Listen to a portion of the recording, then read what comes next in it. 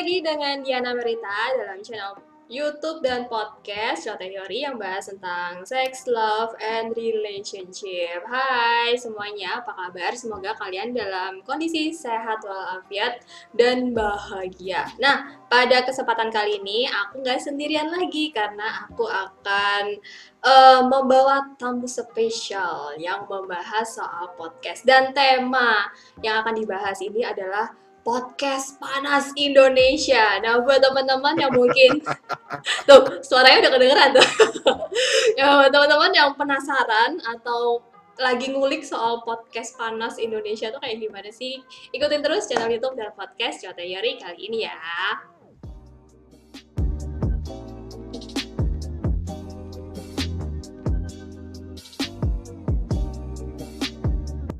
Terserah deh. Ini lu mau pakai aturan agama, lu mau pakai aturan RUU pornografi dan porno aksi, lu mau pakai aturan moral, terserah. Buat gue, kepentingan gue cuma satu. Apakah konten itu mudah diakses oleh anak atau tidak? Oke. Buat gue sih itu. Gue selalu dibilang, munafik lu bang. Terserah lu mau bilang apa, selama konten lu nggak bisa diakses oleh anak, fine. Oke. Buat gue. Nah, setelah kita mungkin agak bergeser ya Bang Rane ya, karena bahkan juga merhatiin bahwa beberapa podcast yang di top chart itu kan ada beberapa yang horor nih Bang, ya kan? Jadi menurut gue tuh horor dan seks, ibaratnya podcast dewasa tuh ada kemiripan. Jadi kayak seakan-akan membawa kita membayangkan situasi itu. I see, oke. Maksud ya Bang Rane? Gue nggak pernah kepikiran ke situ sih ya, beneran, serius. Bener juga. Karena kenapa gue ibaratnya kan ya ada beberapa teman kita lah ya yang bikin podcast horor. Gue follow tapi gue nggak pernah dengerin karena gue ngerasa gue takut kayak gitu, karena gue gampang banget ngebayangin situasi-situasi, apalagi kan itu visualisasi gue kan gampang banget gitu loh. Terus apakah juga ini juga berlaku pada konten horor juga nih Bang, ibaratnya responsibility yang mungkin ada di konten seksual, atau memang standar filternya itu lebih rendah kayak gitu, karena kan anak-anak sekarang pun juga gampang banget tertarik sama hal-hal horor, tapi ujungnya jadi gampang anxiety juga gitu loh Bang Rane. Iya sih. Ya dia keluarin lagi pertanyaan kayak begini, bingung lagi gue. Tapi iya sih bener juga Yor, gue jadi mikir beneran. Karena gue orangnya penakut. Dan waktu kecil gue pernah membaca sebuah, lu inget gak sih komik Surga dan Neraka itu? Tahu, yang ditusuk-tusuk zaman gitu lu, kan? Iya, zaman lu udah ada belum sih gitu? Udah ada, tipis kan Bang Rane kan? Iya, kayak stensilan itu, kan? Yes, benar. Stensilan lain cerita lagi, tapi gue pernah membaca salah satu itu, dan itu ada gambarannya di situ yang buat gue itu masih nempel di kepala, dan itu jadi semacam ketakutan gue yang kalau ditanya ketakutan lo apa, ketakutan yang paling mengerikan buat gue adalah bukan pocong, bukan genderuwo, bukan apa, tapi ditusuk pakai benda tajam dari bawah sampai nongol di kepala gitu loh. Itu mimpi buruk gue tuh selalu seperti itu. Jadi ya mungkin kalau kita pakai teori yang gue bilang tadi, ya mungkin harus ada batasan juga kali ya gitu loh. Walaupun ada orang yang punya sudut pandang bahwa konten itu bisa menghibur, dan ketika menghibur, horor itu juga menghibur buat mereka. Bahkan ada yang bilang, oh iya pornografi juga hobi buat gue, menghibur juga buat gue. Itu luas banget, beneran luas banget kategorinya. Tapi sekali lagi ya itu gue selalu bilang terserah gitu loh. Tapi asal jangan bisa dikonten oleh anak-anak. Buat gue itu aja dulu deh filternya gitu. Setelah itu lo mau pakai eksplisit, lo mau berbayar satu konten 5 juta hanya untuk denger lo bisik-bisik di kuping lo gitu, fine, nggak masalah gitu. Itu bisa jadi ide loh nanti buat orang bikin podcast bisik-bisik. Tapi gue pernah ketemu, karena gue ini orangnya auditif ya. Gue ketimbang visual, gue itu orangnya auditif. Gue pernah ketemu konten di luar negeri ya, podcast yang dia itu settingnya begini. Dia itu settingnya adalah si host ini menemani pendengarnya sebelum tidur. Jadi kayak pillow talk. Tapi bukan pillow talk yang begitu tidur terus ngegosipin hari ini apa, enggak. Tapi, so how's your day? Gitu. Kayak gitu loh. Jadi kayak peneman Oh, tidur gitu ya wow. Pak Rane. Iya. Oke. Tell me, so now you're feeling sleepy, and now you're gonna dream of me. Kayak gitu. Jadi itu buat gue keren loh idenya gitu loh. Dan dia tidak ngomong soal yang menyerempet enggak, tapi cuma benar-benar sebagai orang yang sedang membuai lu untuk tidur gitu. Buat gue itu podcast yang keren banget gitu. Cuma nggak boleh didengar pas nyetir aja, bisa ngantuk lo beneran. Mungkin itu kayak type of itu ya Bang Rane ya. Kalau dari penjelasan Bang Rane itu kayak pakai apa hypnotic language sih akhirnya. Jadi kayak mendirect seseorang untuk I think so. merasakan situasi tertentu. Walaupun ada juga yang suaranya bagus, seksi, terus dia bercerita tentang cerita-cerita yang agak-agak erotis. Dengan memanfaatkan ASMR, mikrofonnya pasti bagus, itu kan juga di kuping kan gitu, orang dengerinnya gitu loh. Ya Allah, Rane ya. Iya. Gitu. Jadi nggak, karena gue hobi gue tuh nyari lihat kategori ini yang terbaik apa, kategori ini yang paling banyak dengerin apa, dan nemu aja tuh yang aneh-aneh kayak gitu tuh yang benar-benar. Tapi pendengar tuh gila-gilaan gitu, atau viewernya gila-gilaan, masuk di top podcast di Spotify misalnya, itu banyak. So kalau ditanya jadi konten podcast panas gimana ya bebas sih, gue nggak masalah, apalagi belum ada regulasinya kan podcast kan. Oke. Emang ke depan akan ada regulasinya Pak? Dan regulasi yang seperti apa sih? Apa kayak YouTube gitu atau gimana? Paling simpel gini, lu ngerasain nggak sih dampaknya ketika Netflix sekarang naik harganya? Iya kan? Konsumsi Netflix sekarang kan bisa diatur loh, lu nggak bayar pajak, lu nggak bisa nonton di Indonesia Netflixnya gitu. Jadi gue percaya bahwa regulasi itu sedikit banyak akan berpengaruh ke internet. Karena apa? Pemerintah punya gate-nya gitu loh, yang megang gate-nya itu pemerintah, walaupun ada yang bisa ngakalin pakai VPN lah segala macam, tapi kan ada gate-nya di sini nih di pemerintahnya. Nih nggak bayar pajak putus, nggak bisa nonton lo udah. Oke, not to be okay ya nggak bisa dilanjutin tuh episode 2-nya atau season 2-nya gitu misalnya gitu. Nggak, gue lagi nonton itu soalnya. Jadi kerasa kok. Nah, apakah nanti akan diatur ya kita nggak tahu. Tetapi jangan lupa kawan-kawan ya. Kalau kan gue jadi kayak ngomong kayak podcasting. Tapi jangan lupa ya Yori dan teman-temannya Yori bahwa di Undang-Undang Pornografi dan Porno Aksi, suara sudah masuk salah satu kategorinya. Suara tuh dalam bentuk memperdengarkan. Jadi gini, di Undang-Undang Pornografi jadi di Undang-Undang Pornografi dan Porno Aksi itu kan dijelaskan bahwa yang masuk kategori pornografi ini adalah gambar, video segala macam, dan suara secara eksplisit disebut di situ. Oke. Baru tahu gitu. Bang, kalau suara masuk. Dan itu yang kadang-kadang suka kita lewatkan gitu. Paling tidak dari segi regulasinya. Dan podcast itu kan karena dia menggunakan medium suara, ya mungkin kita harus hati-hati di situ gitu loh. Mungkin, walaupun ya buat gue regulasi itu lagi-lagi salah satu rambunya, sama seperti logo eksplisit, sama seperti bayaran konten berbayar, itu semuanya adalah rambu. Kalau lo mau terabas bisa, gitu. Paling nggak tapi mengurangi.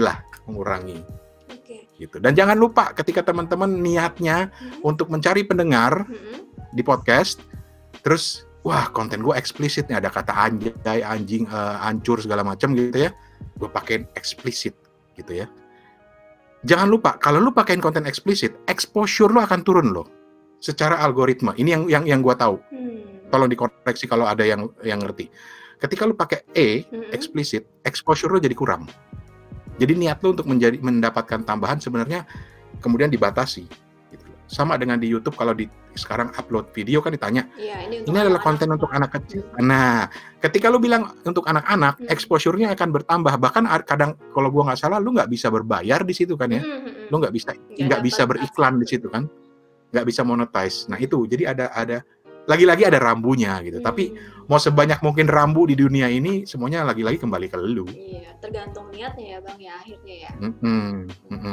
Tapi kalau ada Bang Rani sendiri, balik lagi nih ya, sebagai pengamat nih, sebenarnya bagus nggak sih ketika konten-konten dewasa itu menjadi sesuatu arus yang ibaratnya tuh banyak orang kesana gitu Bang?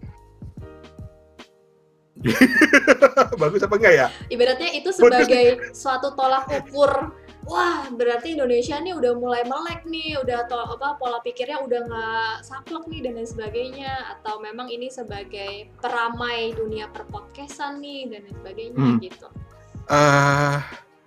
Kalau dibilang bagus enggaknya relatif ya Yori ya. Bagus dalam artian, wih gila ya orang Indonesia udah kayak orang di luar ya, kebebasannya gitu loh, keren ya gitu loh, konten-kontennya gila loh. Kayak misalnya kan di luar negeri ada salah satu podcast favorit gue, Joe Rogan gitu ya. Gue betah lo nonton karena dia di YouTube juga, dan gue suka nonton di YouTube podcastnya karena tamu-tamu yang diundang itu orang terkenal, dan di tengah-tengah itu kemudian mereka ngobrol sambil nyimeng. Oh, gitu. Nyimeng beneran? Nyimeng beneran. Okay. Salah satu yang favorit gue adalah ketika dia ngundang siapa namanya, pencipta mobil listrik, bukan mobil listrik, yang punya roket itu loh. Itu Elon Musk. Elon Musk nyimeng sambil ngobrol gitu loh, udah ngomongnya detailer segala macam. Atau mereka ngobrol dengan Mike Tyson sambil mengkonsumsi psikotropika apa gitu segala macam, itu ada kayak gitu. Serius Bang Rani? Serius? Tapi itu justru Bang Rani malah makin tertarik ya dengan cara mereka membawakannya, atau justru memang jadi kejujuran mereka yang akhirnya muncul kayak gitu? Nah, itu yang gue suka, bukan soal nyimengnya, tapi bahwa karena buat gue podcast itu ketika gue ngobrol ketika gue dengar podcast orang ngobrol, buat gue semakin natural dia ngobrolnya, semakin menarik gitu. Nah, kalau bahwa kemudian nanti ada di Indonesia yang ngikutin dengan pola-pola segitu ya nggak masalah gitu loh. Ya, asal berani kecekrek aja. Nah, kita udah tahu semua konsekuensinya.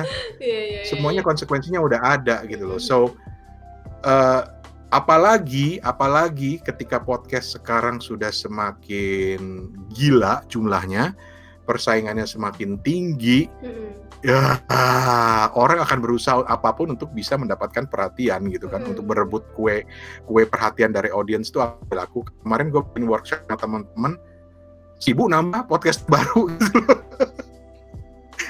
Lu kebayang kan, 1000 itu aja menarik perhatian pendengar aja udah besar, apalagi semakin banyak lagi podcast gitu. Nah itu nanti akan kembali lagi kepada lu, bahwa kalau gue pribadi, ini ngomongan orang tua ya, jenggot gue udah tambah putih. Jenggot gue udah tambah putih gitu ketika gue ngomong kayak begini. Tapi buat gue, ketika konten lo sincere, pasti ada yang dengerin. Bahkan ketika lo ngobrolin soal seks ya, sampai se-ekstrim itu buat gue. Ketika lo sincere dan lo tahu, lo merasa bahwa kalau gue bilang tanggung jawab, ntar kesannya gue tambah tua lagi. Apa ya? Ya begini deh, ketika lu merasa lu sincere dan ketika lu sadar betul dampak dari apa yang lu omongin ini, buat gue itu udah bagus banget kok. Tanpa lu harus menjadi orang lain atau pakai gaya, hey guys, apa kabar, kita ketemu lagi. Nggak perlu gitu loh. Just be sincere, just be yourself. Buat gue cepat atau lambat lu akan bertemu dengan jodoh lo, yaitu pendengar lo gitu loh. Satu aja, dari tadi gue satu melulu ya, pendengar podcast paling tinggi di Spotify saat ini, itu satu, dia udah pakai handphone doang ngerekamnya. Yang kedua, dia ngomongnya sincere banget, santai banget, seolah-olah lo menjadi seorang teman, cerita tentang keseharian, curhat, baca puisi segala macam. Nomor satu di Indonesia itu podcastnya tuh Rintik Seduh. Podcast itu ini banyak yang banyak orang yang mungkin nggak akan setuju gitu ya, karena ini masalah selera. Tapi buat gue podcast itu adalah yang harus ditonjolkan adalah unsur personalnya. Karena apa? apa yang lu omongin masuk langsung ke telinga pendengarnya gitu loh. Mhm. Kalau di radio kan orang masih dengerin radio bareng-barang di mobil, di kantor, tapi kalau podcast tuh kan lu bener-bener masuk ke telinga pendengar lu, Mhm. dan lu bayangin ketika konten seks yang masuk ke telinga orang Mhm. bisa berdampak positif, bisa berdampak negatif gitu loh. Oke. Iya kan? Mhm. Cerita-cerita yang seru gitu lu dengerin gitu kan. Hmm. Itu nyampe ke sininya lebih cepat. Lebih cepat ya, benar. Kalau guru radio gue selalu bilang, kenapa kuping itu lebih penting? Karena lebih dekat ke otak Iya. katanya. Secara biologis juga gitu, Bang. Secara biologis. Gue bilang, iya bener juga sih. So, iya, jadi gitu kayak gimana sih sebenarnya lu bisa memanfaatkan unsur personal itu untuk berbagai macam kepentingan. Oke. Yori misalnya dengan sex education-nya akan lebih dalam ketika Yori menempatkan diri misalnya sedang ngobrol dengan seorang pasiennya misalnya, atau bukan ngobrol dengan banyak orang tapi ngobrol secara personal gitu loh. Ya mau pakai ASMR juga bisa sih. Hey guys, ketemu sama Yori gitu. Geli gak sih? Soalnya Bang Rane gini Bang, gue tuh perasaan gue tuh bikin konten tuh biasa aja ya Bang ya. Ya walaupun kemarin kan sempat bahasnya masturbasi kayak gitu, tapi kan masturbasinya kan as a science gitu kan ya Bang, soal knowledge kayak gitu. Nah banyak banget listener atau penonton itu masturbasi bareng saya ya Mbak, kayak gitu banyaknya tuh arah sih. Kampret kan Bang Rane, ibaratnya gue tuh pembawaan gue tuh udah biasa ibaratnya kan, nggak seksi amat, nggak apa kayak gitu, tapi kok ternyata persepsi orang tuh juga ujungnya ke arah situ juga kayak gitu lah akhirnya. Itu jadi satu bukti lagi kan, bahwa sebenarnya ini orang tuh beda-beda. Iya benar-benar. Iya kan? Kalau Yori mungkin bisa bilang ya terserah lah, mau yang begitu ya terserah lah. Pokoknya niat gua adalah education. Gitu. Tapi kan ada juga orang yang menafsirkannya lain. Aduh nih cewek lagi ngomongnya nyebut kata-kata itu lagi. Aduh, gua nggak bisa tidur nih malam ini. Ada yang kayak gitu, ada gitu. So gimana ya? Dan intinya gitulah, lu harus menyadari bahwa orang itu punya persepsi macam-macam. Jadi bukan berarti lu menghindari jangan sampai orang punya persepsi itu, apalagi dalam konteks konten podcast lu Yori, nggak mungkin kan? Karena nggak bisa gue kontrol juga kan Bang. Nggak bisa, lu nggak bisa bilang. Jadi hari ini gue akan cerita tentang ya itulah pokoknya gitu kan, nggak bisa gitu. Tapi kan dan lu nggak bisa mengontrol orang. Tapi ya paling tidak lu punya kendali bahwa ini niatnya untuk education, and I am educated for that gitu loh. Gue punya pengetahuan itu, gue sekolah untuk belajar itu, dan sekarang gue mau sharing dengan lo gitu loh. Paling tidak lo punya bekal itu gitu loh. Ya, oke nih Bang Rane. Kan kayak Bang Rane pernah cerita ke gue kan, gue punya temen nih yang pengen bikin podcast dewasa. Nah, mungkin di luar sana beberapa. Banyak juga nih yang punya keinginan ke arah situ. Nah, mungkin dari Bang Rane as a senior di dunia podcast, ada advice apa nih yang akhirnya yang apa-apa atau gimana deh, terserah Bang Rane deh. Advice gue coba gini aja lah. Nggak, gue jadi inget sama ada beberapa temen yang sempat approach, Bang kita bikin konten itu ya Bang, seruan. Malah ada satu temen yang ini cerita nyata. Ini maaf ya, nyimpang dikit. Gak apa-apa. Nanti gue jawab pertanyaannya. Tapi ini gue ada salah satu teman yang ngajak gue untuk bikin konten semacam ini adalah teman yang gue kenal. Aduh malu nih gue sebenarnya cerita-cerita bodo amat. Teman yang gue kenal karena kita sama-sama dulu anggota mailing list yang selalu isinya adalah berbagi cerita-cerita erotis. Oke. Itu seru banget mailing list itu. Karena dia sudah beyond jorok. Ngerti nggak? Itu udah bukan soal jorok lagi, tetapi sudah sebagai sebuah seni menulis. Gitu loh. Karena apa? Ketika lu ngomong soal erotis, ketika ngomong soal seks itu, lu memerlukan kemampuan deskripsi yang bagus. Betul, kan? Deskripsi yang detail. Iya kan? Sekali. Yang detail. Lu menggambarkan bentuk benda itu, gitu ya. Caranya gimana? Ketika lu bilangnya langsung to the point dengan lu cerita dengan menggambarkan itu sebagai pengibaratan segala macam itu kan beda gitu kan. Nah, gue kenal teman ini di sini karena apa? Setiap minggu Milis itu memilih story of the day, story of the week. Okay. Kita berdua sama-sama pernah dapat story of the week. Oh my god. Ya Allah. Dan member grup itu, mailing list itu ada beberapa penulis loh yang gue tahu yang sekarang udah punya nama. Ada bos gue pernah juga ikut di situ walaupun dia menyangkal gitu. Tapi itu menarik. Nah, jadi kembali ke cerita tadi, ada teman gue yang kita punya sama-sama hobi dulu nulis itu. Ini bagian pengakuan ya. Iya, ini bagian dari hidup gue yang gue ceritain gitu. Tapi itu menarik buat gue gitu loh. Yang dia ngajakin gue, kita kembalikan dulu yuk kejayaan memilih kita dulu gitu. Jadi gimana ceritanya? Iya, kita undang orang untuk ngirim cerita-cerita erotisnya, tapi kita kurasi. Oke. Terus nanti kita voice over, pakai voice over yang suaranya emang bagus. Entah itu cowok, entah itu cewek. Gitu. Terus gue mikir di satu sisi buat gue ini menarik banget dari segi konten gitu ya, karena ini menantang. Tapi di sisi lain, aduh, gimana ya ntar gimana ngaturnya ya? Bukan soal gengsi gue, ntar rame bikin konten begitu, enggak. Tapi buat gue ntar dulu deh gitu. Belum siap mental ya Bang Rani. Belum siap mental, karena kalau waktu dulu zaman kita di Milis itu kan grup tertutup. Gitu loh. Lah kalau ini podcast kan medium terbuka gitu loh.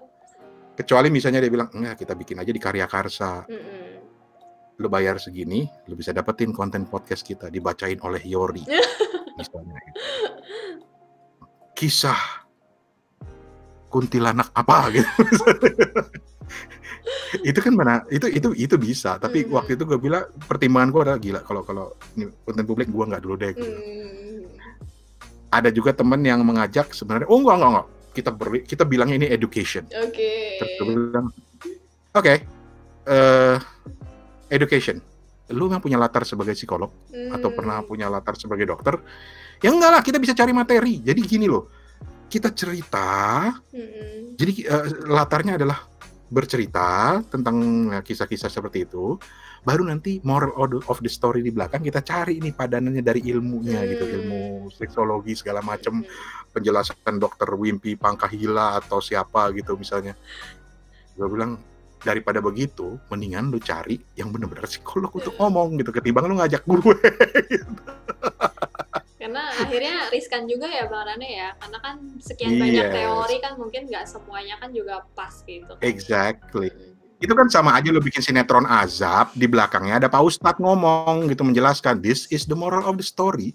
Jadi pemirsa, kita lihat bagaimana anak kecil itu menyiksa pembantunya, itu ternyata salah besar.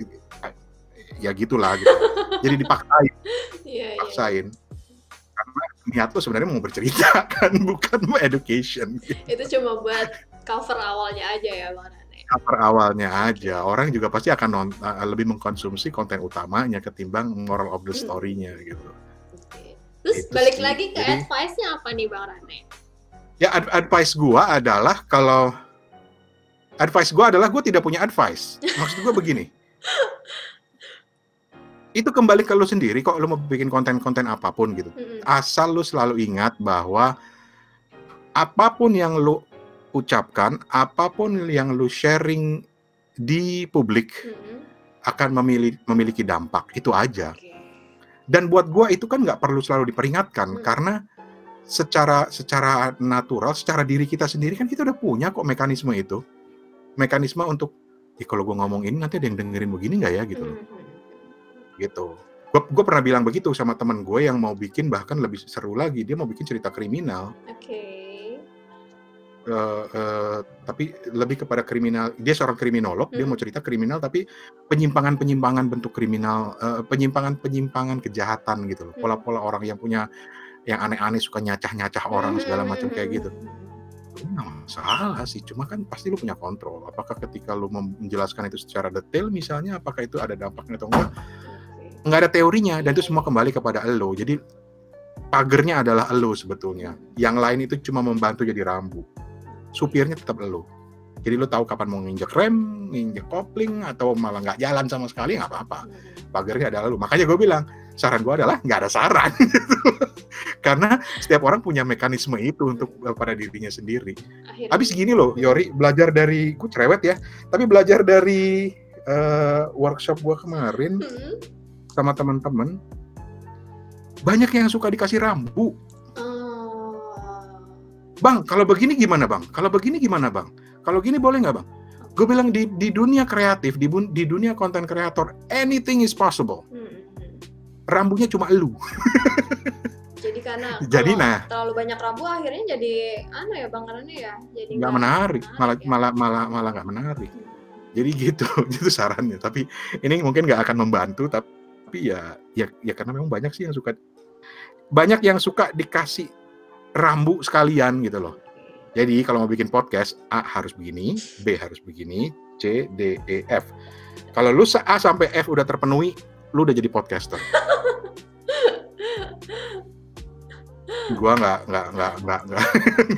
ngerti aja. Iya. Oke. Berarti akhirnya balik lagi ke responsibility kita ya, gimana kita pembawaan dan konten ini akan dibawa kemana sih ujungnya. Jangan sampai ketika bikin viral terus udah lepas tanggung jawab. Ya ini kan lo udah tahu konten gue kayak gini, kalau malah kayak gitu, itu kan jadi jahat banget ya Bang Rane ya akhirnya ya. Udah tahu gini lo kenapa dengerin? Gitu. Udah tahu nih obrolan Rane sama Yori gak ada manfaatnya, kenapa lo dengerin? Salah lu. Oke, Bang Rane, terima kasih banget ya udah mau 1 jam sama-sama nih Bang Rane. Jadi kapan kita collab bikin konten panas? Ayo, pakai kipas atau pakai kompor? Nanti gue yang bisik-bisiknya deh.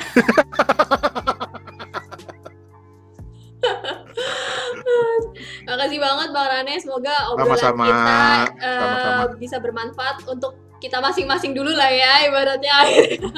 Dan syukur-syukur bisa bermanfaat juga buat teman-teman yang lain yang mendengarkan ataupun yang menonton. Jadi ini loh, jadi teman-teman udah tahu ya, ini sesepuhnya podcast ini. Bang Rane ini, karena jujur aja gue banyak belajar podcast pertama kali itu dari Bang Rane. Jadi bikin pede dengerin suara sendiri didengar orang atau gimana. Padahal lu bukannya dulu dari awalnya udah orang radio, Yor. Ya radio juga Bang, kelamaan Bang Rane kali. Oke Bang Rane. Sukses pokoknya dengan podcastnya ya. Ya, terima kasih ya Bang Rane ya. Sama-sama Yori. Oke, gimana nih teman-teman yang mungkin sudah punya pikiran bikin podcast dengan tema podcast panas atau podcast dewasa. Nah, mungkin dengan konten ini bisa menjadi suatu hal yang sedikit berhati-hati dalam membuat konten panas, karena ya kembali lagi, seks itu masih sesuatu yang tabu dan kita juga perlu berhati-hati dalam penyampaiannya. Jangan sampai ketika ini seks edukasi udah di mana-mana, justru dengan adanya pembahasan soal seksual di podcast yang justru ke arah hal yang kurang baik, itu justru membuat seks itu menjadi semacam hal yang bikin merusak lagi. Jadi jangan, ya balik lagi ya teman-teman, akhirnya persepsi itu kan ada di teman-teman, tapi seperti yang Bang Rane bilang, kita semua punya tanggung jawab untuk memberikan konten yang baik bagi pendengar kita. So, begitu dulu. Terima kasih yang sudah mengikuti podcast panjang dan YouTube panjang kali ini. Semoga bermanfaat. See you in the next video dan episode. Bye!